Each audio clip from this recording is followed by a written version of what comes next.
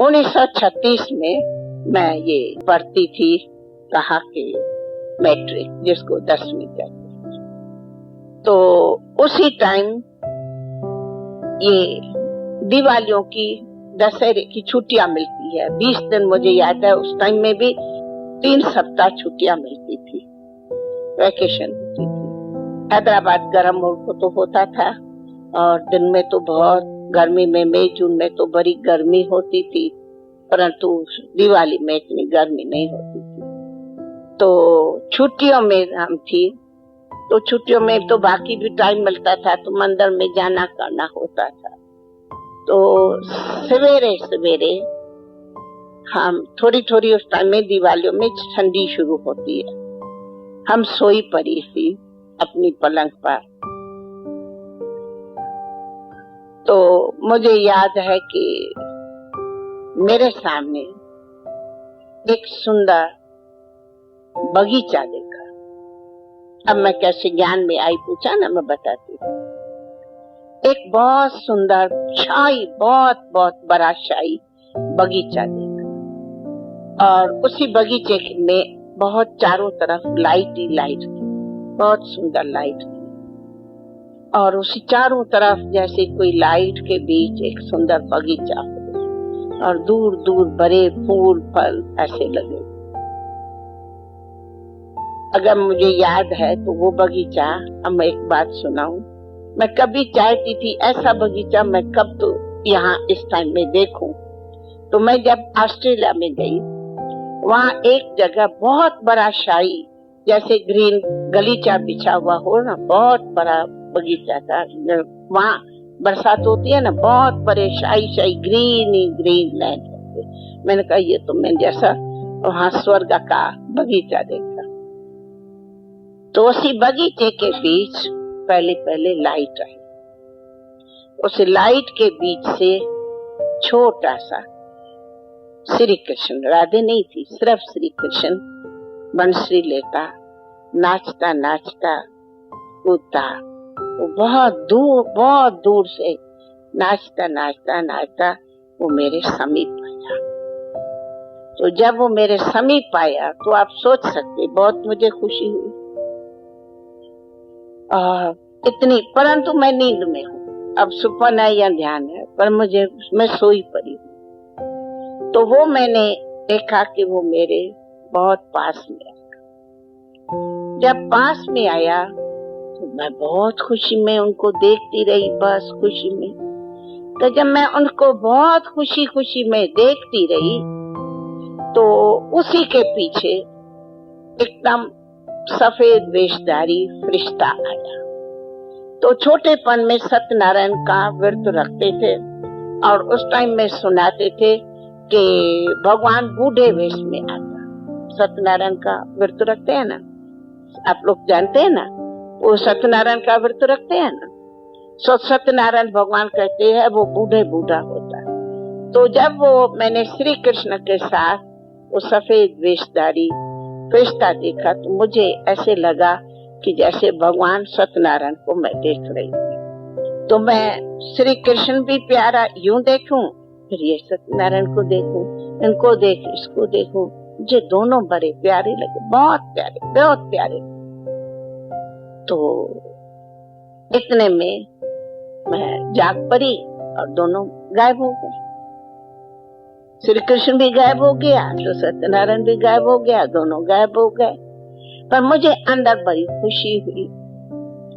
तो खुशी हुई क्यों हुई कि ये मेरे बचपन में सुना हुआ था कि भगवान का दीदार होवे तो किसको सुनाना नहीं चाहिए, ये गूंगे की मिठाई अंदर खानी चाहिए, तो फिर भगवान आएगा, फिर भगवान आएगा। ये सुनी हुई बातें थी। तो मैं किसको बताऊं भी नहीं, न मम्मी को सुनाऊं, न किसको सुनाऊं, पर मुझे अंदर बड़ी दिल हो, फिर मैं देखूं, कब देखूं, फिर कब आए। तो फिर तो देखा ही नहीं।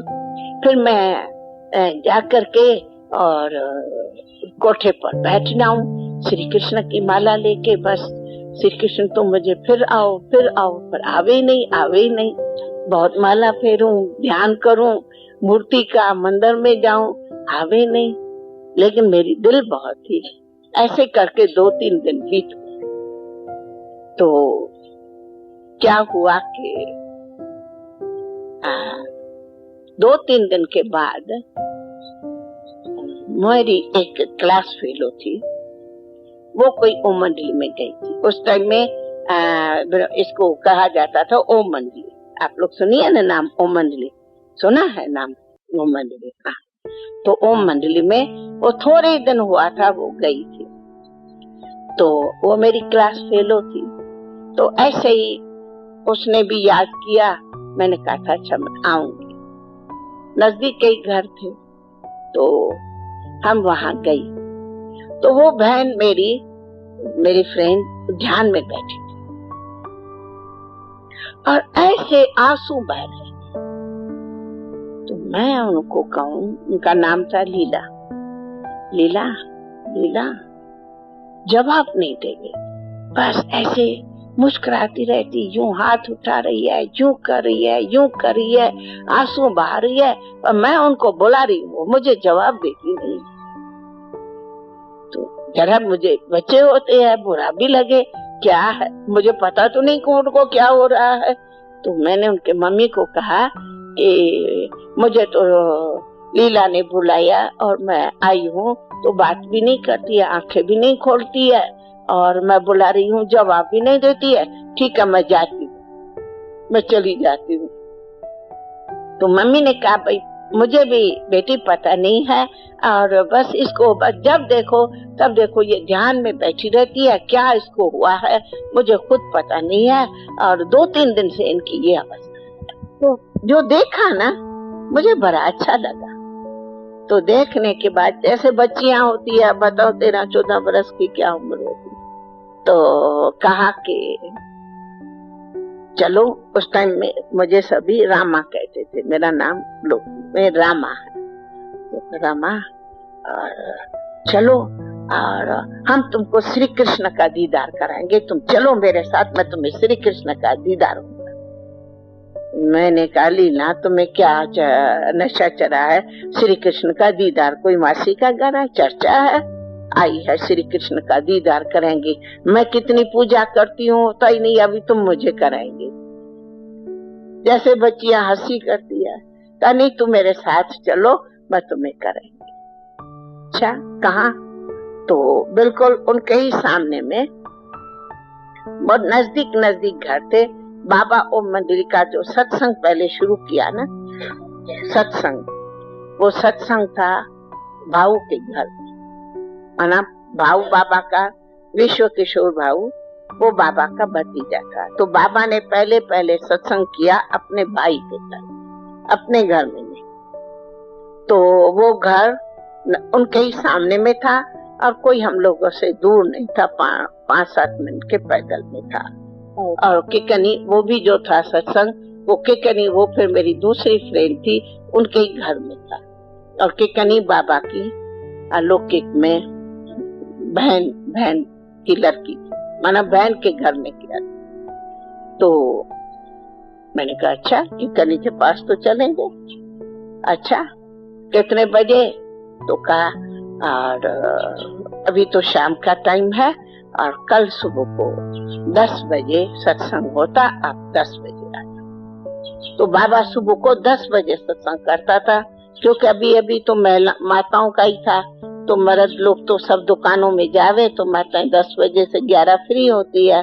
तो उस टाइम में वो छोटा कमरा था, उसमें बाबा ने सत्संग शुरू किया। मैं समझती हूँ कमरा थोड़ा बड़ा था, जैसे कोई बड़ा कमरा हो, इधर पलंग, बीच में गद्दी थी, बस वहाँ सत्संग होता था। जैसे गीता पाठशाला करते हैं ना, ये आदि शुरू स्थापना गीता पाठशाला के मुआफिक हुई है। उसी कमरे में बाबा का सत्संग। रात को आके बताए नहीं कि सखी ने कहा कि चलो सत्संग में, तो मैंने रात को आकर के, क्योंकि एक बात सुनाऊं, उस समय में हम लड़कियां होती थी ना, कि मम्मी पापा के छुट्टी के बगैर हम कभी दरवाजे से बाहर नहीं जाती थी। आज लोग तो आप लोग कहाँ भी घूमने जाओ, नहीं मम्मी मैं यहाँ जाती हूँ, मम्मी कहेंगी जाओ तो जाएगी, कभी नहीं जाते थे। आज्ञा में रहते थे, बहुत मम्मी पापा के आज्ञा में रहते थे। कभी मम्मी पापा को सामने जवाब दियो, मस्ती करो, कभी नहीं। मुझे याद नहीं कभी ऐसा कारण बने कि कोई मम्मी पापा को कोई सामने में जवाब दे। बिल्कुल जैसे वो कहे वैसे करना, तो आज्ञाकारी रहते थे। तो उस टाइम में भी इतने मैनर्स थे नहीं, कभी कोई ऐसे कहाँ जाना, कभी कोई लड़का, कोई संग, कोई ऐसा, कभी नहीं, बिल्कुल नहीं। मम्मी पापा का प्यार भी रहता था तो कंट्रोल भी रहता था, तो हम बच्चों में वो संस्कार ही नहीं होता था, कहाँ इधर उधर जाना आना, घूमना फिरना, कुछ नहीं। तो फिर क्या हुआ कि हमने आके रात को बोला पापा को कि पापा ऐसे यहाँ कोई सत्संग ओम की धुनी पर होता है, वहाँ श्री कृष्ण का होता है। नहीं, मैं बोलूं उनसे पहले, मैं पीछे बोलती हूँ। उनसे पहले रात के टाइम में जब पापा दफ्तर से आया तो कहा, बेटी तुम्हें तो छुट्टी है स्कूल की, और यहाँ एक दादा है। दादा नाम सुना था, तो दादा कौन है वो मुझे नहीं, पर दादा नाम सुना था, और वो गीता पर सत्संग करता है और माताएं जाती है और सुना है थोड़ा, ओम की धुनी करते है। तुम बेटी फ्री बैठी हो, स्कूल तो तुम्हारा बंद है, क्यों नहीं जाती हो सत्संग करने? ये पहली बात मुझे पापा ही कहता। तो मैंने कहा वो दादा है कौन? तो फिर बताया कि वो दादा जो रामानंद सत्संग करता था, ये वो है, आप उसका तो सुन रखा था बाबा का नाम। मैंने कहा अच्छा। तो मैं आज गई थी लीला के पास, उसने भी मुझे कहा कि तुम चलो, वहाँ श्री कृष्ण का दीदार भी होता है। हाँ, उनकी धुनी होती है, मुझे पता है। तू जाओ बेटी, तू जाओ, तुम्हारा तो कृष्ण से प्यार है ना, तू जाओ। तो अब समझो वो मुझे सुबह को याद करके फिर भेज देता है कि तू जाओ, क्योंकि फ्रेंड्स को तो जानते थे। तो फिर मैं अब यहाँ है कि मैं सुबह को और फ्रेंड के पास गई, मैं उनके साथ मिल करके मैं सत्संग आमने सामने ही था। तो जब मैं बाबा के पास पहुंची तो फिर क्या हुआ, अब बात सुनाती। तो जब मैं वहाँ सत्संग में पहुंची तो बाबा ओम की धुनी लगा रहा था, और वो ओम की धुनी बहुत अच्छी है, बहुत अच्छी है। हमें नहीं आती, पर बहुत, उस टाइम में तो हम सब करते थे। बहुत अच्छी ओम की धुनी है।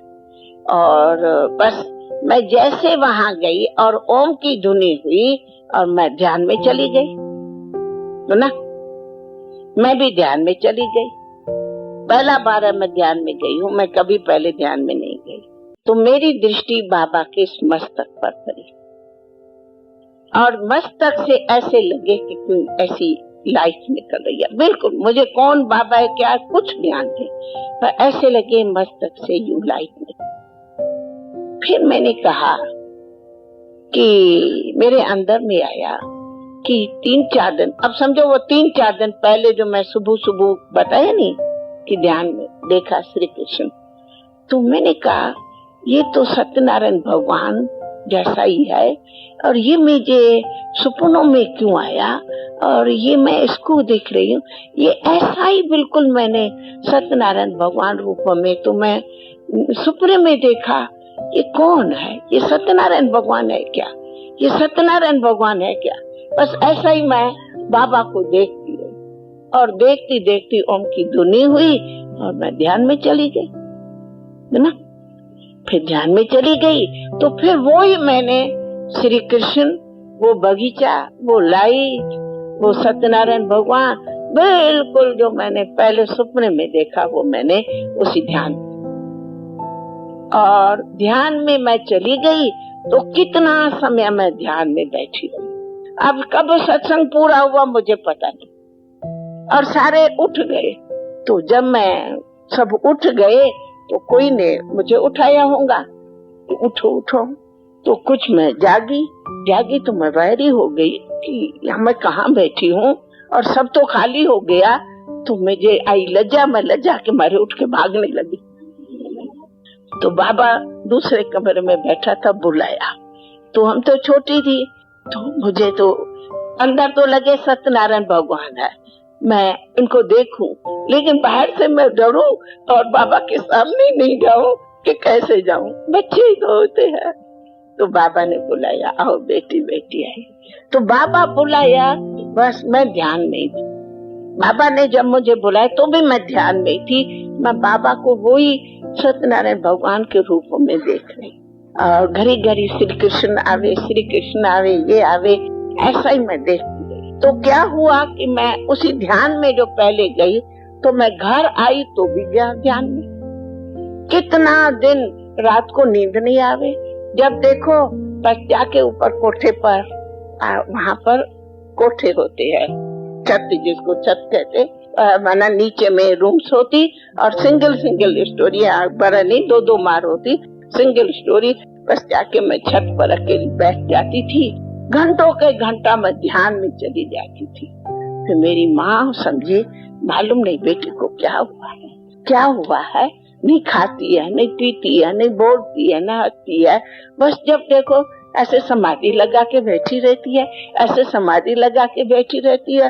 वो बहुत मुझे उठाती थी, पर मुझे कुछ नहीं, बस मन होता था मैं बाबा के पास जाऊं, लेकिन सत्संग में तो 10 के पहले कोई जा नहीं सकता था, सारे दिन में कोई जाता ही नहीं था, 10 बजे ही जाते थे। तो मैं समझू कब होवे मैं जाऊं, फिर वहां भी जाऊं, फिर देखूं ध्यान में बैठी रहूं, फिर आऊं घर में, देखूं ध्यान में बैठी रहूं, फिर ऐसे करते कितना दिन तो मैं ध्यान में ही ध्यान में रहती थी, और बस स्वर्ग देखती थी, कृष्ण देखती थी, सत्यनारायण देखती थी, बाबा को देखती थी, और कुछ नहीं, बहुत से गोपियां देखती थी, डांस देखती थी, खूब मजा आता था, खूब धुन में रहती थी, खूब मस्ती में रहती थी।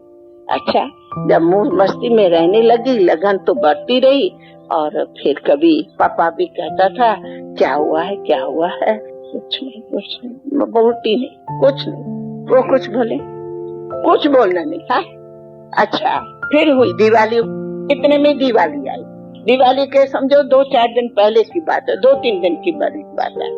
फिर दिवाली की छुट्टियां पूरी हुई, तब मैं कहती हूँ मेरा अलौकिक जन्म तो दिवाली है, दिवाली से 2-3 दिन की पहले की बात है। फिर दिवाली की छुट्टी पूरी हुई तो स्कूल में जाना पड़ा, मन नहीं होवे जाने का, लेकिन फिर जाने का टाइम हुआ तो हम स्कूल में गई।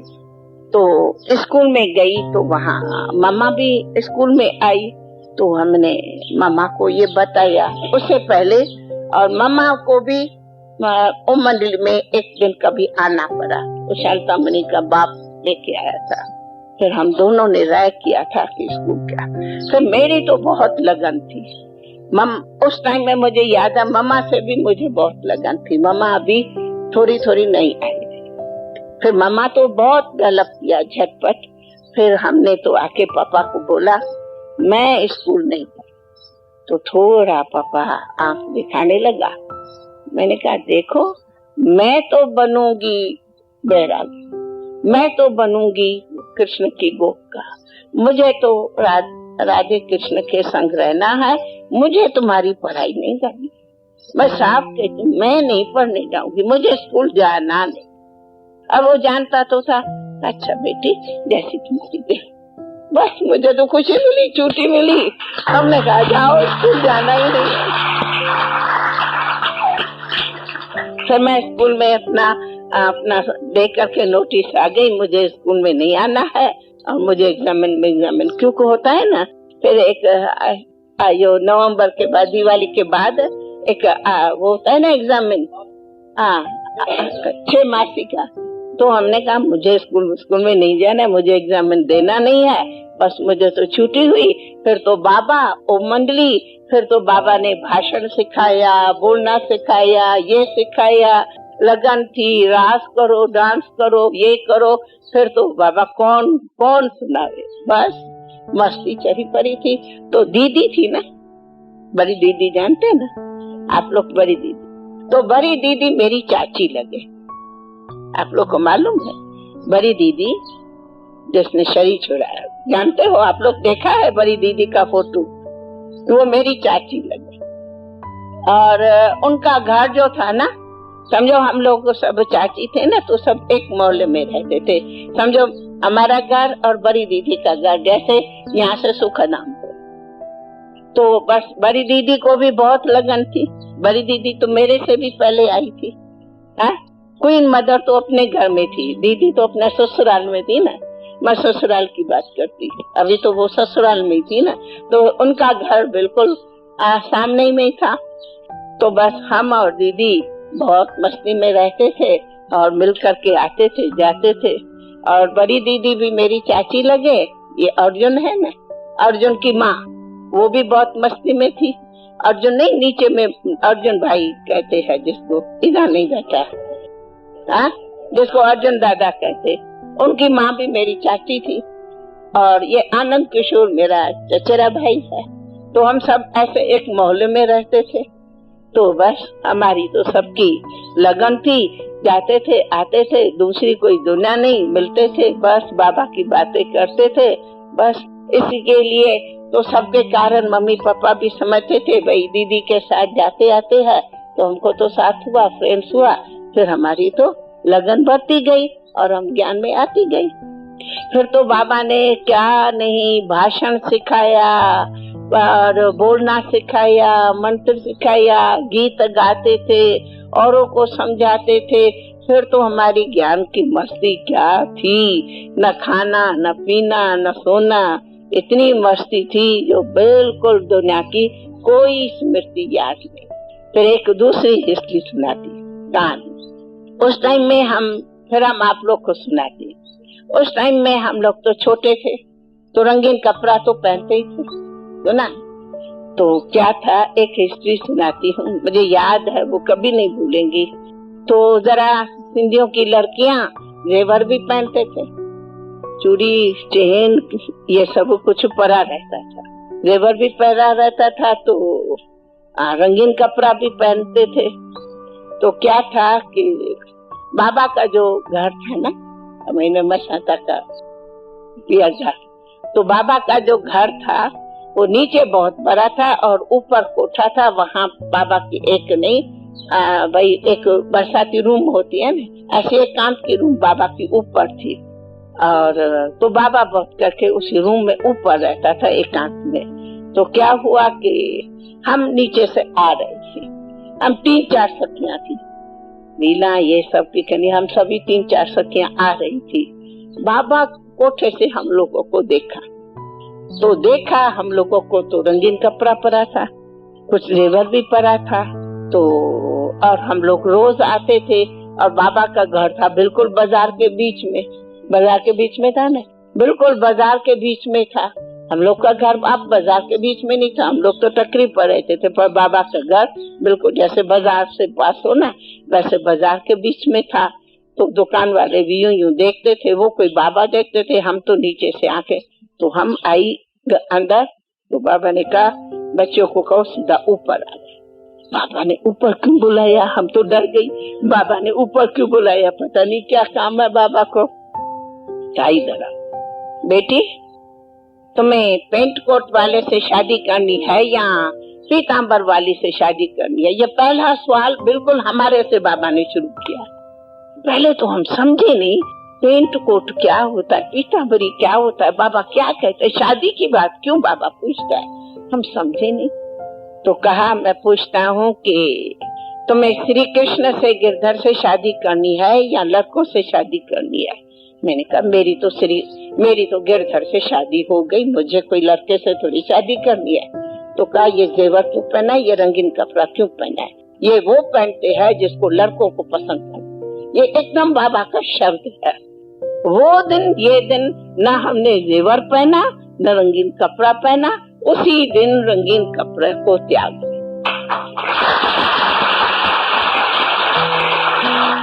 आकर के सिंपल 2 ड्रेस सिलाई, बस हम वो पहन, जब तक एक कहे जब तक कपड़ा वो सिलाए हल्के के हल्का कपड़ा, जेवर तो आके वो दिन छोड़ा, उसी दिन हमने जेवर को छोड़ा। वो आज दिन तक कभी जेवर नहीं सुना,